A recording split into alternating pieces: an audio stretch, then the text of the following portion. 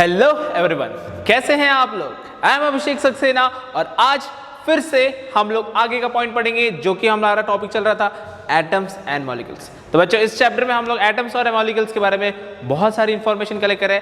Last lecture में हमने Dalton's atomic theory के बारे में पढ़ा था और एक न्यूमेरिकल सॉल्व किया था। आज के लेक्चर में हम उसके आगे का एक न्यूमेरिकल ट्राई करेंगे बच्चे। सबसे पहले हम न्यूमेरिकल से स्टार्ट करते हैं। तो आज का लेक्चर हमारा स्टार्ट होगा न्यूमेरिकल से, जो कि मैंने आपको पहले ही बता दिया था। So this is our numerical with respect to law of constant proportion। अब देखो लॉ ऑफ कांस्टेंट प्रोपोर्शन का मतलब क्या है कि दो सब्सटेंस अगर कंबाइन करेंगे तो वो एक फिक्स प्रोपोर्शन में कंबाइन करेंगे, उनका रेशियो फिक्स रहेगा, बाय मास हो या बाय नंबर ऑफ एटम्स बोलो, दोनों सेम होते हैं। एक्चुअल में दोनों सेम होता है, लेकिन स्टैंडर्ड तौर पे जब हम बोलेंगे तो हम बाय मास कहते हैं, बाय एटम्स नहीं कहते। लेकिन अगर क्वेश्चन एटम्स पे हो तो आपको एटम्स निकालना पड़ेगा, अगर आपको क्वेश्चन मास पे पूछा हो तो मास निकालना पड़ेगा। तो चलिए पहले क्वेश्चन पढ़ते हैं, गिवन डाटा निकालते हैं कि गिवन में दिया गया है। Now hydrogen and oxygen, what they से, हाइड्रोजन एंड ऑक्सीजन मतलब हमारे पास क्या आ गए, दो, एक तो आ गया हाइड्रोजन और एक आ गया oxygen, combined in the ratio 1:8, combined in the ratio 1:8, ये तो हम जानते हैं। बाय मास, लेकिन किसके टर्म में, ये है बाय मास, रिमेंबर ये बाय मास है, by mass. To form water, क्या बनाते हैं बच्चों ये लोग, ये क्या बनाते हैं, वाटर बनाते हैं। अब आप बोलोगे सर हाइड्रोजन का और ऑक्सीजन का अगर हम नंबर देखें तो नंबर तो 2:1 आ रहा है। देखो यहाँ पे ये 2 है, ये 1 है, तो 2:1 होना चाहिए था। लेकिन मैंने यहां पर यह क्वेश्चन में हमें 1:8 कैसे बताया गया है, यह चीज मैंने आपको पहले भी बताई है। डू यू रिमेंबर क्या बताया था बच्चों, ये जो रेशियो है 2:1 ये एटम्स के रेशियो में दिया है, ये हम एटम्स बोल रहे हैं, एटम्स के रिस्पेक्ट में। लेकिन 1:8 इज विथ रिस्पेक्ट टू, जल्दी से बताएंगे कमेंट में, 1:8 रेशियो है बाय मास, ये मैंने जो लिखा है बाय मास के रेशियो में। किस तरीके से रेशियो आता है ये भी मैंने आपको लास्ट लेक्चर्स में बताया हुआ है। तो आई होप कि आपको इसमें कोई डिफिकल्टी तो नहीं है कि कैसे आया था वो। लेकिन अब इस क्वेश्चन में थोड़ा सा ट्रिकी है, मतलब देखो फिर से एक बार मैं आपको बता रहा हूं कि ये जो वैल्यू आई कहां से। अगर मैं हाइड्रोजन का मास लेता हूं तो हाइड्रोजन का मास आता है 1, ऑक्सीजन का मास होता है 16, और आप देख ही सकते हो कि हमारे पास हाइड्रोजन कितने हैं, 2 हाइड्रोजन है, इसलिए मुझे यहां पर 2 से मल्टीप्लाई करना पड़ेगा। तो इसका मास आ जाएगा हाइड्रोजन का 2, और ऑक्सीजन कितना है 1, तो ऑक्सीजन को मैं मल्टीप्लाई करूंगा 1 से, तो मेरे पास वैल्यू आएगी 2:16। अब 2:16 को आप रेशियो में कन्वर्ट करो बच्चों, क्या आएगा रेशियो, जल्दी से बताएंगे। 2 से डिवाइड होते हैं दोनों नंबर, हमारा आंसर आएगा 1/8, और इसी को हम बोलेंगे 1:8, मतलब hydrogen is to oxygen is 1:8। ये तो हमें पहले से ही पता है, कुछ नया बताइए इसमें। अब ये था बाय मास और ये है बाय एटम्स। तो हमें क्वेश्चन में क्या पूछे उस पर फोकस करते हैं, what mass of oxygen gas. अब हमें आप क्वेश्चन में मास निकालने के लिए बोला है, what mass of oxygen gas would be required to react completely 3 gram of hydrogen. अब देखो 3 ग्राम हाइड्रोजन के लिए मुझे कितना ऑक्सीजन लगेगा, ये कैसा क्वेश्चन है बच्चों, प्रोपोर्शन का। रेशियो एंड प्रोपोर्शन बच्चों आप बचपन से करते आ रहे हो। आपको मैंने बोल दिया कि एक चॉकलेट 1 रुपए की मिलती है, या चलो दूसरा एग्जांपल, तब जब छोटे थे तब 1 रुपए की 2 वाली चॉकलेट हमको ज्यादा अच्छी लगती थी, फिर बढ़ते गए वैसे वैसे प्राइस बढ़ते गए, पहले 1 रुपए की 2, फिर 1 रुपए की 1, फिर 5 रुपए की 1, अब 10 रुपए की 1, फिर 20 रुपए की 1, फिर 100 रुपए की 1, ऐसे लेवल बढ़ते जाएगा। लेकिन ध्यान में रखना है कि अगर आपको ये पॉइंट आपने नोट कर लिया, जल्दी से इसको नोट कर लो, जल्दी से मैं इसको हटाने वाला हूं, जल्दी से इसको नोट करेंगे। अगर मैंने आपको एक चॉकलेट 5 रुपीज में दी, कितने रुपए में दी, 5 रुपीज में दी, तो अगर मैं कहूं कि आपको अगर 10 चॉकलेट्स खरीदनी है, अगर आपको 10 चॉकलेट्स खरीदनी है तो कितना पैसा देना पड़ेगा, जल्दी बताओ, जल्दी कितना पैसा देना पड़ेगा। तो एक चॉकलेट अगर 5 रुपए की है, 5 रुपया, तो 5 रुपया है, तो फिर हमें 10 चॉकलेट्स को 5 से मल्टीप्लाई करके आपको मुझे देना पड़ेगा 50 रुपया। देना पड़ेगा बच्चों 50 रुपया, तभी तो मैं आपको 10 चॉकलेट दूंगा, नहीं तो मैं ऐसे नहीं दूंगा। इसका मतलब है कि रेशियो एंड प्रोपोर्शन, अगर 1 रुपए की चॉकलेट अगर 1 रुपए में मिल रही है, 10 चॉकलेट 10 रुपए में मिलेगी, 5 रुपए की चॉकलेट 50 रुपए में मिलेगी। क्लियर है? अब जब हमने मास का रेशियो क्वेश्चन में आपको दिया है, हाइड्रोजन इज टू ऑक्सीजन का अगर रेशियो निकालेंगे तो इट इज 1:8। इसी का मतलब बच्चों ये समझने वाली बात है कि रेशियो मतलब क्या है, कि अगर मुझे 1 ग्राम हाइड्रोजन लगता है, 1 ग्राम ऑफ हाइड्रोजन अगर मेरे पास है, पानी की बात चल रही है, पानी की है ना, ब्लू है पानी, पानी सो पानी की बात चल रही है कि 1 ग्राम मेरे पास हाइड्रोजन है, तो 1 ग्राम हाइड्रोजन के लिए मुझे कितना ग्राम ऑक्सीजन लगता है? मुझे लगता है 8 ग्राम ऑक्सीजन। ये बात समझो, रेशियो दिया है, इसका मतलब कि अगर मैं कंबाइन करूंगा ऑक्सीजन और हाइड्रोजन को तो मेरे पास 1 ग्राम हाइड्रोजन में 8 ग्राम ऑक्सीजन लगेगा, नहीं तो वाटर नहीं बनेगा, कुछ और बनेगा जो कि हम पी नहीं पाएंगे, है ना, हमारे काम का तो वाटर है। सो 1 gram hydrogen will require 8 gram of oxygen. ये हमें कहां से पता चल रहा है? इससे 1:8 हमने जो निकाला था, 1:8 से हमें समझ में आता है कि अगर मेरे पास 1 ग्राम हाइड्रोजन है तो मुझे 8 ग्राम ऑक्सीजन लगेगा। और बच्चों क्वेश्चन में मजेदार क्वेश्चन है, जैसे कि अब देखो, अगर इसी की जगह पे मैं आपको बोल देता, ये नहीं समझ रहा ना आपको, अगर मैंने बोल दिया कि एक चॉकलेट लेने के लिए आपको 8 रुपया लग रहा है, 8 रुपया, और क्वेश्चन में मैं बोला 3 gram hydrogen, 3 gram hydrogen gas है, तो 3 चॉकलेट के लिए मुझे कितना रुपया लगेगा बताओ? 3 चॉकलेट के लिए मुझे कितना रुपया लगेगा?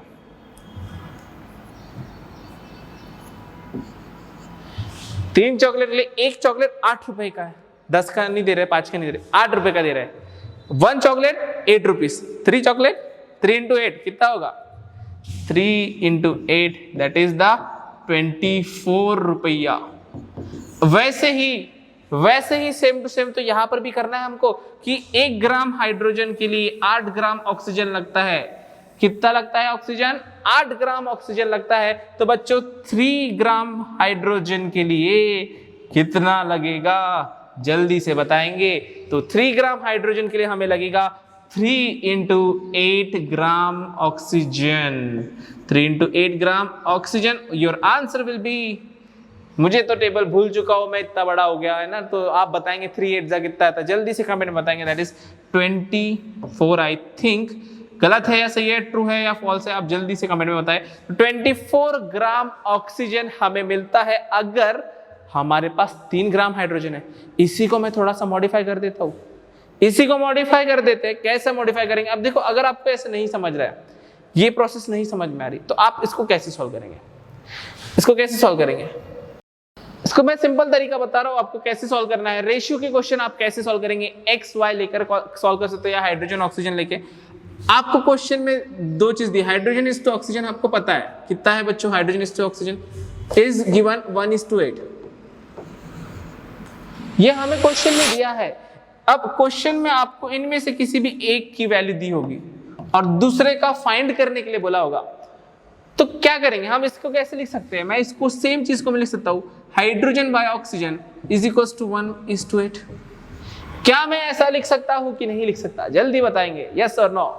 सो hydrogen upon oxygen is 1/8 as compare to mass not atom. अगर यही क्वेश्चन एटम के लिए रहता बच्चों, तो एटम के लिए हम हाइड्रोजन इज टू ऑक्सीजन, जल्दी बताओ क्या लिखते? अगर मैं एटम्स की बात करता, वाटर के लिए, सी क्वेश्चन चल रहा है वाटर का, अलग अलग कंपाउंड में अलग अलग भी आएगा, विल सी। तो यहां पे आता 1:2। अब इससे सॉल्व करना है आपको। क्वेश्चन में दिया रहेगा हाइड्रोजन की वैल्यू, कितना दिया था क्वेश्चन में? Hydrogen value is 3 gram. Find oxygen, oxygen निकालना है। ऑक्सीजन निकालना है कहां से? नाक से नहीं कैलकुलेट करके हमको ऑक्सीजन निकालना है। तो हम यहाँ पे पुट करेंगे वैल्यू, हाइड्रोजन की वैल्यू यहाँ पे रख दो बच्चों, हाइड्रोजन की वैल्यू यहाँ पे रख दो।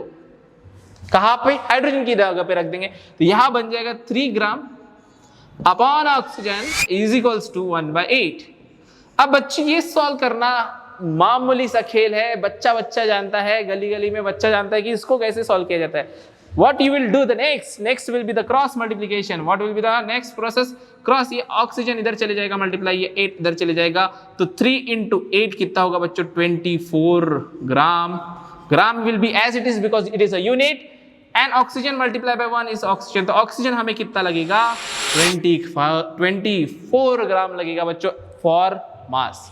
अगर मास के टर्म में निकालेंगे तो 24 ग्राम लगेगा. अगर यही क्वेश्चन एटम्स के लिए रहता बच्चों तो सेम टू सेम आप एटम्स के लिए कैसे निकालते हैं? चलिए यही क्वेश्चन हम एटम्स के लिए ट्राई करते हैं. सिर्फ डिफरेंस क्या होगा? ये जो रेशियो है ये रेशियो बदल जाएगा बच्चों. ये जो रेशियो है ये रेशियो बदल गया. इसको सॉल्व करने के लिए मैं हाइड्रोजन बाय ऑक्सीजन लूंगा, कितना आएगा? 1/2. फिर से मैं हाइड्रोजन की वैल्यू 3 यहाँ पे पुट करूंगा, क्या हो जाएगा? 3 बाय ऑक्सीजन. 3 ग्राम नहीं लेना पड़ेगा. अब हम नंबर ऑफ एटम्स में खेल रहे हैं. नंबर ऑफ एटम्स का कोई यूनिट नहीं, नंबर का यूनिट रहता है 1 का यूनिट, 2 3 4 ऐसा कुछ यूनिट नहीं रहेगा. तो इसका ग्राम को मैं हटा देता हूं. ये तो पूरा ही मिट गया. वाह जादू. So 3 by oxygen is equals to 1/2. Now what you will do people? चलो जल्दी से बताएंगे. What you will do? You will just cross multiply. This oxygen will multiply by 1. This 2 will multiply by 3. 3 2s are 6. 0 into 1. ये 0 नहीं है बच्चों, oxygen है. Oxygen into 1 oxygen. तो यहाँ पे आपको ध्यान में रखना पड़ेगा कि यहाँ पे आंसर क्या बनेगा. बताओ चलो जल्दी से मुझे आंसर बताओ. क्या बनेगा आंसर? कि for 3 atoms of hydrogen, how many oxygen is required? 6 atoms of oxygen. ये तो उल्टा हो गया. ये मैंने उल्टा लिख दिया बच्चों, गलत कर दिया. गलत कैसे कर दिया? What I did here, H2O है, मैंने रेशियो उल्टा ले लिया. एक्चुअल में रेशियो कितना होना चाहिए था H2O? जल्दी से बताएंगे. H2O है तो H2O में रेशियो क्या होना चाहिए? हाइड्रोजन इज टू ऑक्सीजन 2:1 होना चाहिए. तो ये मैंने उल्टा लिख दिया. तो मैं क्या करूंगा? अब मैं इसको पूरा नहीं मिटाऊंगा. मैं क्या करूंगा? इसको मैं उल्टा कर दूं. उल्टा मतलब कैसे हो जाएगा उल्टा? देखो इसको मैं उल्टा कर देता हूं. या चलो इसको हम फिर से पूरा का पूरा सॉल्व नहीं करेंगे, सिर्फ मैं आपको बता देता हूं कि इसको हम किस तरीके से चेंज करेंगे. मैं इसको उल्टा कर देता हूं. ये इसको उल्टा कर देते. चलो ये हो जाएगा ऑक्सीजन इज टू हाइड्रोजन हो जाएगा. इसका उल्टा लिखा है ना मैंने बच्चों, इसका उल्टा लिखा है तो हाइड्रोजन उल्टा हो गया. तो यहाँ पे ऊपर क्या आ जाएगा? ऑक्सीजन. नीचे क्या आ जाएगा? हाइड्रोजन. तो यहाँ पर भी मुझे क्या करना पड़ेगा? ऊपर आ जाएगा ऑक्सीजन, नीचे आ जाएगा हाइड्रोजन. तो ये जो 2 है बच्चों, ये 2 है, ये मल्टीप्लाई होगा O के साथ में.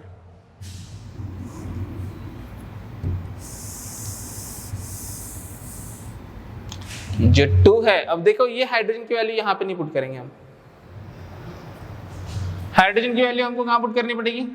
हाइड्रोजन की वैल्यू हमको यहाँ पुट करनी पड़ेगी. तो हाइड्रोजन की वैल्यू 3 है बच्चों हाइड्रोजन की वैल्यू.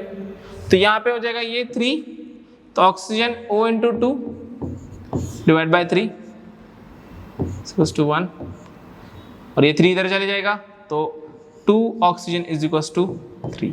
तो ऑक्सीजन की वैल्यू कितनी आएगी? 3/2. इसी का मतलब क्या हुआ बच्चों? 3/2 मतलब क्या हुआ?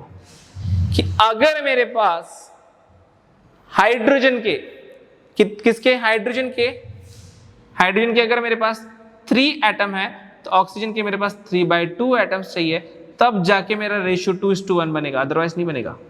क्लियर है? इसी चीज को हम एक और एग्जांपल से समझते हैं बच्चों. एक और एग्जांपल देखते हैं. कोई भी डाउट नहीं रहना चाहिए आपके पास में. वापस से मैं वाटर का ही एग्जांपल लूंगा, लेकिन अब मैं 2 अलग अलग तरीके से बताता हूं आपको. H2O with respect to mass. मास के रिस्पेक्ट में अगर हम बात करते हैं तो हाइड्रोजन का मास कितना है बच्चों? 1 ग्राम. ऑक्सीजन का मास है 16 ग्राम. अगर मैं इनका रेशियो लेता हूं हाइड्रोजन इज टू ऑक्सीजन, तो हाइड्रोजन इज टू ऑक्सीजन लेना है तो मेरे पास हाइड्रोजन कितने? पहले बताओ हाइड्रोजन कितने? 2 हाइड्रोजन, तो 2 into हाइड्रोजन लेना पड़ेगा. ऑक्सीजन कितने? 1 ऑक्सीजन, 1 into ऑक्सीजन. अब मैं मास पुट करूंगा. हाइड्रोजन का मास 1, ऑक्सीजन का मास 16. आंसर कितना आएगा? 2:16. इसको ही सॉल्व करेंगे तो आ जाएगा 1:8. बच्चों हमें यहां पर वैल्यू मिल रही है हाइड्रोजन और ऑक्सीजन की बाय मास. ध्यान में रखेंगे कि इसका मतलब क्या है कि हाइड्रोजन बाय ऑक्सीजन इज 1/8। इसी का मतलब क्या होता है, मतलब समझो बच्चों, कॉन्सेप्ट को समझो। रट्टा तो लोग मार ही लेते हैं, कॉन्सेप्ट समझेंगे तो आप सॉल्व कर सकते हो इसको। आपका फेवरेट कलर पिंकी पिंकी लिख देते हैं ना, pinky promise, right. So here 1 gram of hydrogen require और combine with 8 gram of oxygen. मतलब कि हमारे प्यारे हाइड्रोजन को 1 ग्राम हाइड्रोजन को 8 ग्राम ऑक्सीजन लगता है, तब जाके वो पानी बनाता है, नहीं तो पानी नहीं बनेगा। समझ गया। अब इसी पे नंबर ऑफ क्वेश्चन आप बना सकते हो। नंबर ऑफ क्वेश्चंस कैसे बनेंगे, अगर इस टाइप से नंबर ऑफ एग्जांपल्स आपको सॉल्व करने पड़ सकते हैं। और एक एग्जांपल हम कार्बन डाइऑक्साइड का लेकर सॉल्व करते हैं। चलो, CO2 दिया है आपको, कार्बन डाइऑक्साइड। शायद मैंने CO2 सॉल्व किया था, चलो CO2 नहीं करते हम, कुछ और CH4 ले लेते हैं। CH4 अगर मैं लेता हूं, CH4 जिसको हम मीथेन कहते हैं, इसमें अगर आपको एटम्स का रेशियो निकालना है बच्चों, एटम्स का रेशियो, पहला मैं एटम्स का रेशियो बता रहा हूं। एटम्स कौन से, कार्बन और हाइड्रोजन। कितना कार्बन है रे भैया, यहां पर कितना कार्बन है, एक ही कार्बन है। हाइड्रोजन कितना है, हाइड्रोजन है हमारे पास 4 हाइड्रोजन, तो हो गया रेशियो अपना 1:4। ये तो भैया अपना आया है किसका रेशियो में, it is coming on the ratio of atom, ये आया हमारे पास में एटम के रेशियो में। और दूसरा पॉइंट हमारे पास आता है मास के टर्म में। मास के टर्म में कार्बन इज टू हाइड्रोजन, कितना कार्बन है, 1 कार्बन है। हाइड्रोजन कितना है, 4 हाइड्रोजन है। अब इसके लिए हमें कार्बन और हाइड्रोजन का मास भी तो पता होना चाहिए। सो कार्बन का मास होता है बच्चों 12 ग्राम और हाइड्रोजन का मास होता है 1 ग्राम। ये तो हम 1 बता रहे। ये बच्चों अब धीरे धीरे याद होंगे, आपको याद करने हैं एटॉमिक मासेस, हम आगे पढ़ेंगे what is atomic mass. So what will happen here, 1 into carbon का मास होता है 12, 4 इंटू हाइड्रोजन का मास होता है 1, तो आंसर कितना आएगा बच्चों, यहाँ पे आएगा 12:4। दैट विल बी, इसको अगर हम सॉल्व करते तो हमारा आंसर आएगा 3:1। व्हाट दिस मीन, ये 3:1 क्या मतलब है, ये 1:4 का क्या मतलब है, चलो जल्दी से बताएंगे। जो ऊपर हमने लिखा है एटम्स का मतलब अगर हम फाइंड आउट करते हैं तो हमें पता होना चाहिए कि 1:4 एटम्स के टर्म में है, तो आपका कैलकुलेशन कैसा होगा, 1 carbon atom, 1 carbon atom combines 4 hydrogen atom. मतलब कि 1 कार्बन 4 हाइड्रोजन के एटम से कंबाइन करता है। ये एटम से पता चला, इससे पता चला, लेकिन यहां से क्या पता चल रहा है बताओ। तो यहां से हमें पता चलता है कि अगर मेरे पास 3 ग्राम कार्बन है, 3 gram of carbon combine with 1 gram of hydrogen. इसी का मतलब अगर आपको कार्बन की वैल्यू दी तो 3 gram carbon 3 gram carbon 1 gram hydrogen से कंबाइन करता है। यही है हमारा लॉ ऑफ कांस्टेंट प्रोपोर्शन का कॉन्सेप्ट। और इस पे एक न्यूमेरिकल, मतलब इस पे एक क्वेश्चन देखो, हमारा रेशियो क्या आया था, फिर से एक बार देखो हमारा रेशियो क्या है, बाय मास 3:1 क्या है, 3:1। तो अगर आपको क्वेश्चन बोला है carbon is to oxygen, sorry hydrogen, कोई भी कंपाउंड हो सकता है, carbon is to hydrogen is 3:1 and question में आपको दिया गया है कि carbon is 15, so how 15 gram, hydrogen का आप मास बताइए। How you will solve this question, तो इसमें हमें क्या करना होगा, सिंपल डिवीजन, यही मैं लिख दूंगा कैसे, C/H इज 3/1। और क्वेश्चन में क्या दिया है बच्चों, क्वेश्चन में हमें C की वैल्यू दी है, C की वैल्यू पुट करते 15 by hydrogen is equals to 3/1, cross अब क्या होगा, क्रॉस मल्टीप्लीकेशन, 1 इधर मल्टीप्लाई होगा, 3 इधर, हाइड्रोजन इधर मल्टीप्लाई होगा, क्या आंसर आएगा बताओ बच्चों, 15 is equals to 3 into H। अब बच्चों हमें हाइड्रोजन का मास निकालना है, तो ये 3 मल्टीप्लाई में, तो इधर जाके क्या होगा डिवाइड होगा तो हाइड्रोजन की वैल्यू कितनी आएगी बच्चों? हाइड्रोजन की वैल्यू आएगी 15/3, जिसका वैल्यू आएगा हाइड्रोजन इज इक्वल टू 5 ग्राम। ये हमारा आंसर रहेगा बच्चों।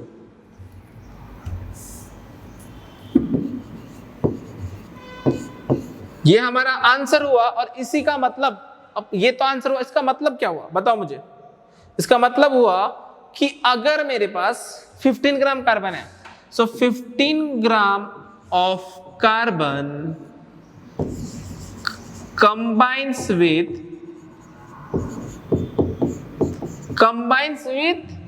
5 ग्राम ऑफ हाइड्रोजन। ये हर एक कंपाउंड पे आप अप्लाई कर सकते हो। This functioning, this all this thing was the law of constant proportion. ये हमारा लॉ ऑफ कांस्टेंट प्रोपोर्शन के बेसिस पे हमने सॉल्व किया और इस तरीके से आप नंबर ऑफ न्यूमेरिकल्स सॉल्व कर सकते हो बच्चों। तो आज के लेक्चर में हमने लॉ ऑफ कांस्टेंट प्रोपोर्शन के बारे में डिस्कस किया है। आज के लेक्चर में हमने लॉ ऑफ कांस्टेंट प्रोपोर्शन के न्यूमेरिकल्स के बारे में डिस्कस किया। इससे रिलेटेड और भी न्यूमेरिकल्स आप सॉल्व कर सकते हो। अगर आपको कोई डाउट है तो आप मुझे कांटेक्ट कर सकते हो बच्चों। तो ऐसे ही नेक्स्ट वीडियो में हम आगे का टॉपिक डिस्कस करेंगे, हम जिसमें सिंबल्स ऑफ एटम्स के बारे में डिस्कस करेंगे कि how atom will work and what is atom. तो मिलते हैं हम लोग नेक्स्ट वीडियो में।